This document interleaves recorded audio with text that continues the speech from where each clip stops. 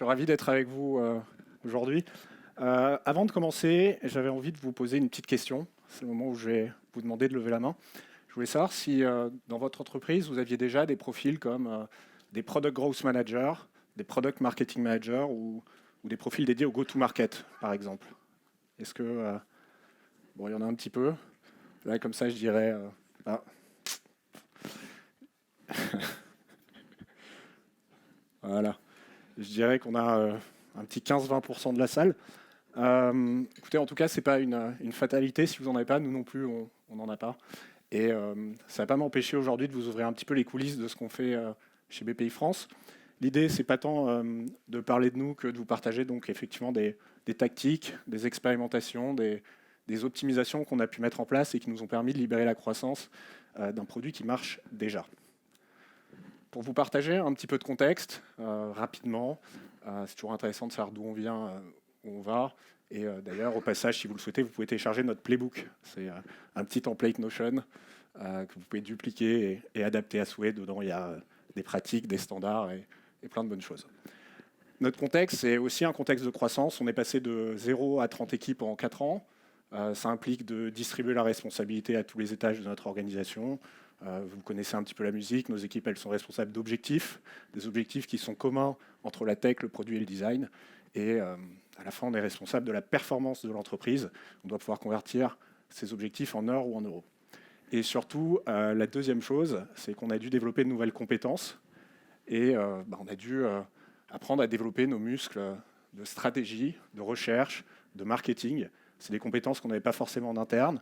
C'est des compétences qu'on ne va pas forcément pouvoir internaliser aussi simplement que des scale-up. Voilà. Donc ça, c'est des choses qu'on doit apprendre à faire nous-mêmes avec nos product people. Il y en a quelques-uns qui sont là aujourd'hui. Si vous les croisez dans les couloirs, n'hésitez pas à leur parler. Ils sont très sympas et j'en profite pour leur dire que j'aime beaucoup ce qu'elles font. On a une belle mission pour faire du product management puisque on peut résoudre à peu près tous les problèmes des entrepreneurs. Nos clients, ils nous disent souvent je ne savais pas que vous faisiez tout ça. Pour cause, il y a plus de 300 solutions sur notre site web. Donc, je vais essayer de faire très très simple.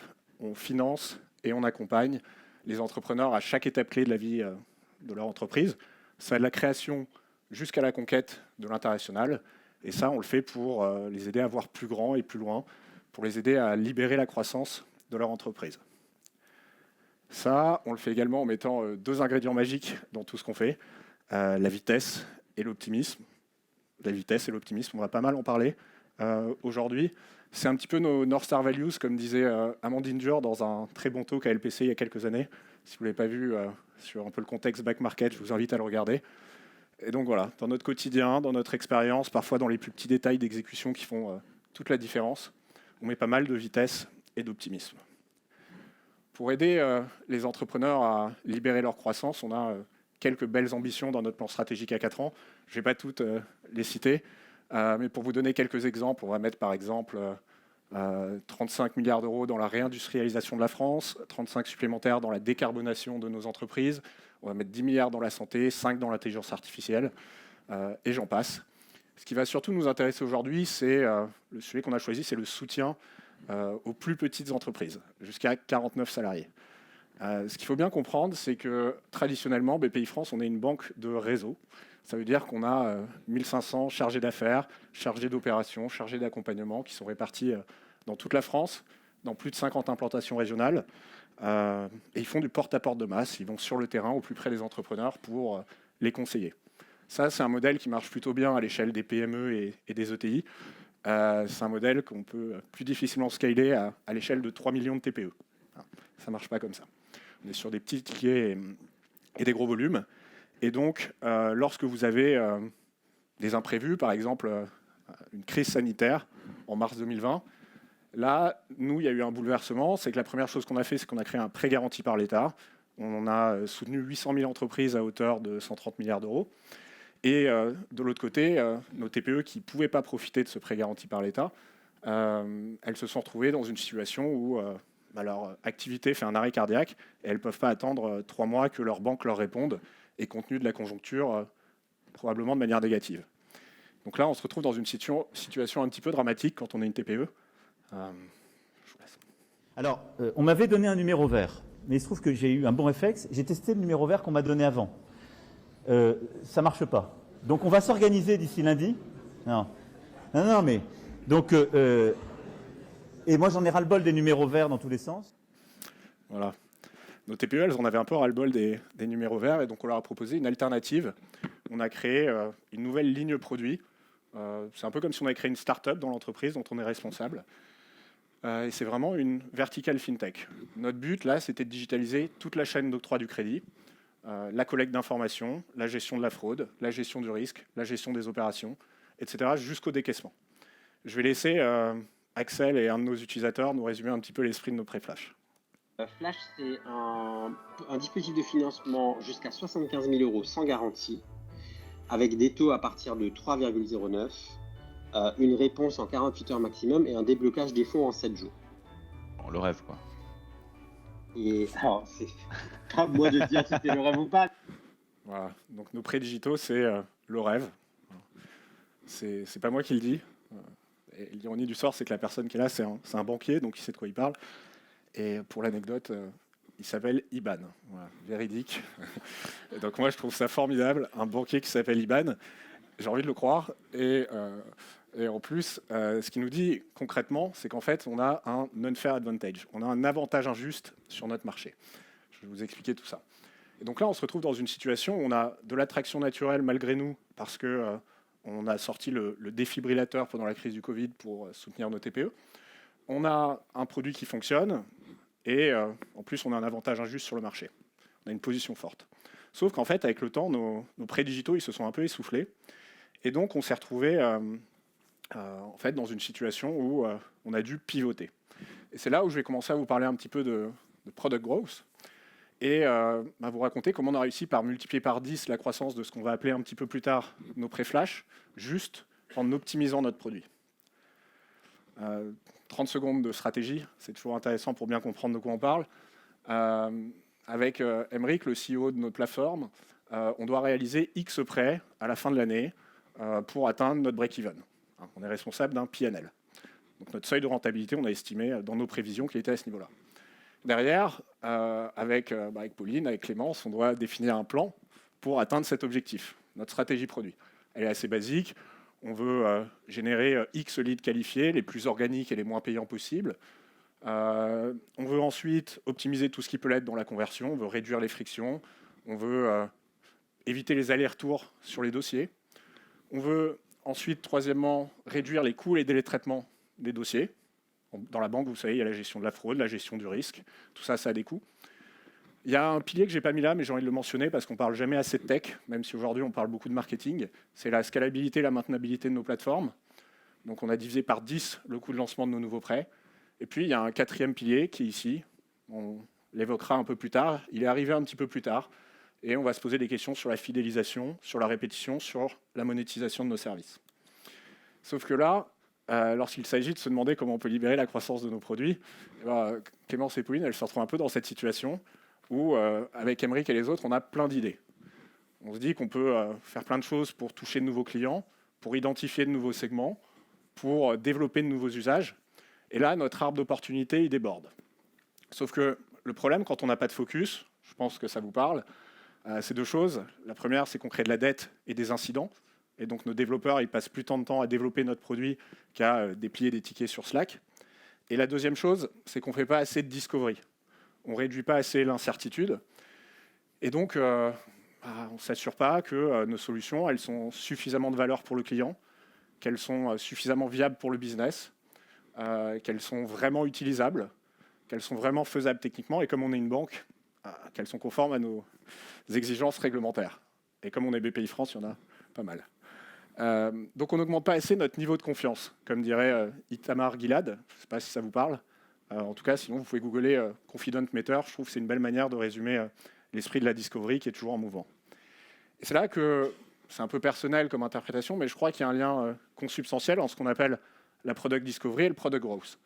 Moi, j'aime beaucoup la zone qui est en haut à gauche ici, celle où on peut se rapprocher du succès, par opposition à la définition du done, par opposition aux dates de livraison. Celle où on peut se rapprocher à coup d'expérimentation et d'optimisation du 10 sur 10. Et donc, c'est de ça dont on va parler aujourd'hui. Je vous ai listé d'ailleurs 8 tactiques qu'on va voir ensemble. Et donc, on va parler d'expérimentation et d'optimisation. C'est bon? Vous êtes prêts? Bon. Ça va tourner un petit peu. Pourquoi est-ce qu'il y a cette allégorie de boucle? Parce qu'en fait, vous allez voir que ce qu'on a essayé de faire, c'est pas de juxtaposer comme ça des idées, des tactiques, des dogmes. C'est vraiment, on s'efforce à essayer de créer des petites boucles vertueuses d'apprentissage, de croissance, d'habitude dans notre produit. Et au bout d'un moment, toutes ces petites synergies, ça a un effet plutôt vertueux exponentiel. Je vous parlais de focus tout à l'heure. Notre premier focus, ça a été ça. Ça, c'est la première chose sur laquelle arrivaient nos clients à une époque.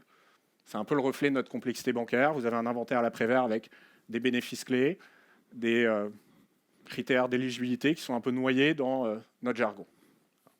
Donc là, forcément, nos clients, ils nous quittaient à ce moment-là, pour certains. Donc on avait un drop assez important. Et donc la première chose sur laquelle on a travaillé, c'est la clarté. En product marketing, je ne sais pas si ça vous parle, mais on parle beaucoup de positionnement et son corollaire, c'est le messaging. Et donc on a commencé par faire quelque chose de tout simple pour apprendre très très vite. On a commencé par s'appuyer sur 500 clients complices. On leur a shooté un questionnaire et en 48 heures, on a eu 150 réponses. Bon, vous allez me dire, c'est juste un questionnaire. On a essayé d'avoir des vraies hypothèses de recherche derrière, des vrais objectifs. On a fait 2 choses. La première, c'est de poser des questions fermées pour pouvoir bien qualifier nos clients, pour pouvoir ensuite segmenter, identifier des patterns. On aime bien savoir votre date de création, votre secteur d'activité, si vous avez déjà un prêt avec une banque, si vous avez déjà un expert comptable. Et puis surtout, derrière, on a posé un maximum de questions ouvertes. Et ça, c'est important. Parce qu'on voulait que les entrepreneurs, ils nous parlent. On voulait comprendre leur sémantique. On voulait comprendre leur motivation profonde. On voulait savoir comment ils recherchent des financements. Qu'est-ce qui va déclencher cette décision? Quels sont les freins à cette décision? Qui va éventuellement pouvoir influencer cette décision? Et une fois qu'on a fait la synthèse de tout ça, en fait, on s'est rendu compte que c'était assez simple de résumer nos pré-flash. C'est un peu ingrat. On se demande pourquoi on n'y a pas pensé plus tôt. Mais en fait, c'est des petits prêts jusqu'à 75 000 € sans garantie, pas de caution personnelle. Entre parenthèses, le vrai unfair advantage entre nous, c'est que c'est un complément bancaire. Si vous allez voir votre banquier et que vous lui demandez 30 000 €, vous allez pouvoir tripler le montant de votre prêt. On propose des taux qui sont attractifs, des taux qui sont à une époque quasiment des prêts à taux zéro. C'est une époque qui est un peu révolue. Pourquoi? Parce que nos taux ils sont bonifiés par nos partenaires régionaux. On a tout un écosystème de partenaires autour de nous. Derrière, on vous laisse un petit peu d'oxygène. Quand il y a une crise sanitaire, quand il y a une crise en Ukraine, quand il y a une crise de l'énergie, on vous laisse 12 à 24 mois avant de commencer à nous rembourser. Et puis derrière, on retrouve cette obsession de vitesse. Vous allez pouvoir tester votre éligibilité en 1 minute, déposer un dossier en 15 minutes, obtenir une réponse en 48 heures et débloquer des fonds en 7 jours. Une fois qu'on a fait ça, on a voulu confronter toutes ces bonnes choses à la réalité du marché.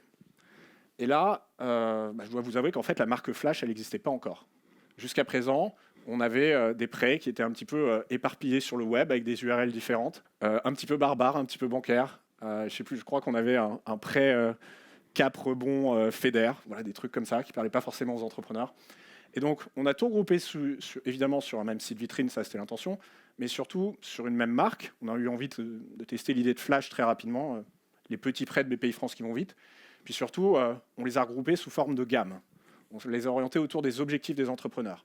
La gestion de votre BFR, votre transition verte et votre transformation numérique. Et là, on n'a pas les ressources en interne, donc on s'est débrouillé. On a enfilé notre casquette marketing et de manière pragmatique, on est juste allé utiliser des campagnes qui tournaient déjà sur les réseaux sociaux pour pouvoir apprendre le plus vite possible. Et là, notre taux d'engagement, il a décollé.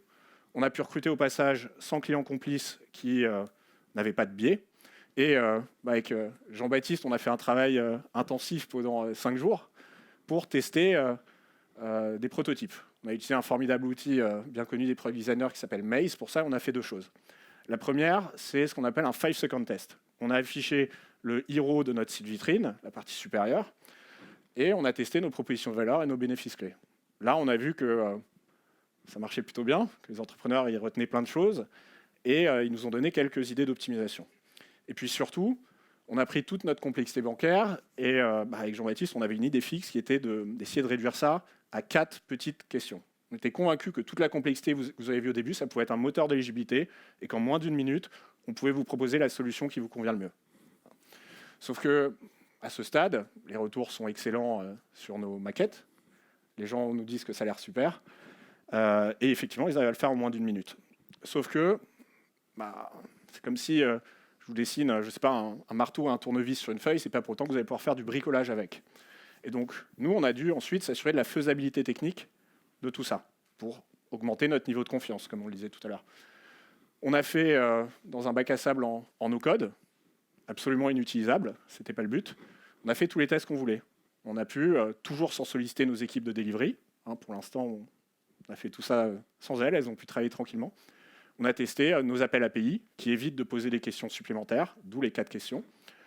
On a vérifié nos critères d'éligibilité, nos règles de calcul, et puis on a réussi à vous restituer le bon montant en face des bonnes offres. On est allé au bout de cette solution, et donc en 57 secondes, temps médian d'amplitude, on a pu permettre à nos clients de trouver l'offre qui leur correspond le mieux avec leur mensualité en face. Petit apprentissage bête au passage, mais ça vous évite d'avoir à faire des multiplications avec un taux à l'échelle de plusieurs années. Et donc, on a eu ce moteur d'éligibilité fiable à 60%. Est-ce que c'est bien 60%? Moi, je trouve que c'est plutôt pas mal, en 57 secondes, qu'on a pu mettre entre les mains de nos clients. Et là, ce qu'on fait à ce moment-là, c'est qu'on rajoute une petite tactique supplémentaire, qui est ce qu'on appelle un lead magnet. Le but, c'est pas de faire du marketing intempestif, c'est juste qu'en collectant votre adresse email, on va pouvoir faire 2 choses. Si votre besoin est plutôt mature et que vous avez besoin, vous avez peut-être quelques questions, là, on va pouvoir vous mettre en relation avec une personne formidable qui s'appelle Michael et qui va pouvoir vous aider à mettre l'esprit en action. Et le cas échéant, si votre besoin est un peu moins mature, on va pouvoir vous nourrir dans la durée avec des nouveautés, des informations qui vont pouvoir permettre un peu plus tard de prendre une décision informée. Donc ça, c'était le premier problème qu'on voulait résoudre. Moi, j'aime bien l'appeler le problème de la passoire, parce qu'il y a des gens qui rentraient et on avait beaucoup de pertes en route. Et là, derrière, on a pu attaquer celui que j'aime bien appeler le canon à lead. Maintenant, on a dû faire un peu d'acquisition. Pourquoi? Parce que historiquement, notre modèle, organiquement, il ne fonctionnait pas de manière idéale. On pouvait se perdre sur les pages de Google, on pouvait se perdre parmi les 300 solutions du site bpifrance.fr. Et nos campagnes, elles n'étaient pas toujours très contextualisées. Donc on a dû faire pas mal de paid. Et pour remédier à ça, on s'est appuyé sur une mécanique très simple, ce qu'on appelle le référal, la recommandation, la prescription. Et on a travaillé étroitement du coup sur notre réseau de partenaires et sur nos clients satisfaits. Ce qu'on a fait ici, c'est qu'on a travaillé surtout avec nos équipes marketing d'abord pour les rendre autonomes. On a fait un truc tout simple, c'est qu'on a mis entre leurs mains un outil qui leur permet de créer des landing pages personnalisées. Et donc là, à gauche, par exemple, vous avez un persona d'expert comptable. Plutôt que de lui afficher un de nos prêts, on a habillé ce prêt pour lui parler d'un de ses enjeux du moment, qui est le passage à la facturation électronique. Pareil, à droite, on a adressé directement une filière métier et on a parlé directement aux artisans en permettant justement à un artisan, un client satisfait, de raconter à d'autres clients comment Flash l'a aidé à résoudre ses problèmes de cybersécurité. Donc là, nos clients deviennent les premiers promoteurs de notre marque. Ça a 2 vertus. C'est que ça crée du maillage interne et externe sur votre site. Donc organiquement, vous remontez sur Internet. Et de l'autre côté, nos campagnes, elles convertissent 2 fois mieux. Et la deuxième chose toute bête sur laquelle on s'appuyait, c'est nos partenaires et nos forces de vente. On a mis entre leurs mains un outil un petit peu plus poussé, parce qu'ils ont besoin d'avoir un niveau de confiance élevé quand ils en parlent à leurs clients, parce que sinon, si on revient vers eux en leur disant j'ai pas eu de réponse, mon dossier a été refusé, je ne sais pas pourquoi il a été refusé, ils ne peuvent plus faire leur travail. Donc voilà, on a mis entre leurs mains un outil dédié qui leur permet de faire la prescription de nos pré-flash. Et donc là, à ce stade, on a divisé par 3 nos coûts d'acquisition, on a multiplié par 10 le nombre de leads qualifiés qu'on a générés, et donc nos pré-flash, ils sont passés à la verticale. Sauf que, du coup, on avait une petite frustration, c'est que en fait, nos clients, traditionnellement, ils faisaient ce qu'on appelle du one-stop shopping. Ils venaient, ils prenaient leur prêt, et puis ils s'en allaient. Ils prenaient leur tableau d'amortissement, leur échéancier, et puis c'est tout. Et donc là, on s'est dit que c'était quand même un peu dommage, parce qu'on a un espace client qui existe, qui est bien rangé, avec des services premium qui vous permet de retrouver facilement vos documents, vos échéances, de faire des demandes de gestion, de déléguer la complexité bancaire à d'autres collaborateurs et de travailler en équipe. Et puis en plus, on a quelques services extra-bancaires qui vous permettent de mieux piloter votre croissance. Sauf que, on s'est retrouvé un peu dans cette sempiternelle situation. C'est pas mal, on dirait que vous êtes conto. Bien, ouais, en tout cas, moi, je trouve, de mon regard, tu vois, vous avez il y a les codes qui sont rassurants, quoi. C'est des codes rassurants, je trouve, de l'extérieur. Tu te dis pas, oui, vous avez réussi à faire une offre entre guillemets, une offre en ligne, etc. C'est propre. Je savais même pas que ça existait. Bon, outre la comparaison avec Conto qui est plutôt flatteuse, pour Conto, on aime beaucoup ce qu'ils font, évidemment, ils le savent très bien. Non, la dernière phrase, elle est terrible. Je ne savais même pas que ça existait. Ça, c'est la hantise de tous les product people. On n'a pas besoin de faire de vote à main levée, je suis à peu près sûr qu'on l'a tous déjà entendu. Et du coup, nous, on avait envie de combattre cette idée. Et pour ça, on s'appuyait sur nos aha moments. On avait envie que nos clients ils ressentent à peu près comme ça, comme cette dame qui vit sa meilleure vie. Et du coup, on est allé travailler de manière la plus évidente d'abord sur ce moment clé, ce moment de révélation, la signature électronique de leur contrat. Là, on n'a pas pu résister à l'envie de mettre une petite dose d'optimisme supplémentaire dans notre expérience. Et donc, on célèbre ce moment avec vous. On vous propose de découvrir gratuitement, pendant 3 mois, l'ensemble de nos services premium. Donc là, ça convertit plutôt bien. Sauf que derrière, ce qu'il faut bien comprendre, c'est que nous, on n'est pas une banque de flux. Vous n'allez pas vous connecter tous les matins pour suivre des encaissements, pour suivre des décaissements, pour faire des virements. Et donc, là, on a eu un petit dilemme moral. Comment ne pas interrompre les entrepreneurs dans leur quotidien, ne pas entacher leur optimisme, et de l'autre côté, comment faire en sorte que le jour où ils ont vraiment besoin de nous, ils puissent nous trouver facilement, comment leur permettre de garder un coup d'avance sur des choses où on peut être profondément utile pour eux. Et donc, on a commencé à tester, à B-tester des choses. Par exemple, vous permettre de retrouver facilement votre dernière facture. Par exemple, vous prévenir 7 jours avant votre prochaine échéance. Par exemple, vous aider à faire votre veille. Vous avez déjà eu un pré-flash, peut-être que ce diagnostic du côté de nos équipes de l'accompagnement pour vous aider à mieux gérer votre BFR pourrait vous intéresser. Peut-être que cet événement à côté de chez vous, avec, admettons, plein d'entrepreneurs qui vous ressemblent et qui vont parler de transition verte, ça peut vous intéresser. Plus frugal, on a aussi peut-être des formations en ligne de notre université autour de la cybersécurité. Bref, on a commencé à tester comment vous pouvez pousser des choses à nos clients en trouvant un juste milieu. Mais surtout, il y a un problème qui est finalement assez amusant dans notre relation avec nos clients, c'est que l'échéancier que je vous ai montré tout à l'heure, en général, nos clients, ils ont plusieurs lignes chez nous. Il y en a qui ont entre 5 et 10 en cours, par exemple.